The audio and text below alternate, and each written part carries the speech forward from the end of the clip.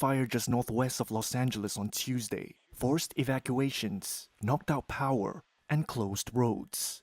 The Franklin fire spread overnight in Malibu near the Pacific Coast Highway that lies along the ocean out of LA. Los Angeles County Fire Chief Anthony Maroney said Tuesday that the blaze was uncontrolled. The fire is currently estimated at over 2,200 acres, and we have 700 firefighting personnel assigned. Because of the great work of the firefighters that were on scene, we have only a minimal number of homes destroyed.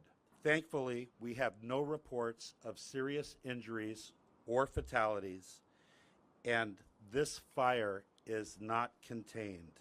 Burned homes smoldered on Tuesday as aircraft dropped red fire retardant on burning vegetation. Local resident Fred Roberts said winds in the area can contribute to fires. This is a notorious area. The wind's coming straight down Malibu Canyon like a blowtorch. And so they're in harm's way every time there's a fire over there. It's a beautiful area, but you know, with all the trees and the landscaping, it's dangerous. I was going back to check on their homes, and I was actually thinking that it was going to be no big deal, but after I've seen this one and that one there burnt, I know this is the real deal.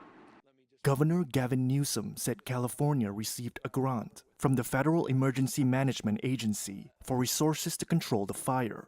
The National Weather Service issued a red flag warning due to strong Santa Ana winds. Those winds come down from the Southern California's Santa Ana Mountains, blowing hot, dry air from the east and raising the risk of fires. On Tuesday, Pepperdine University near Malibu ended a safety measure that required students to stay in the commons and library overnight due to the fire. It told students to stay on campus and avoid Malibu roads.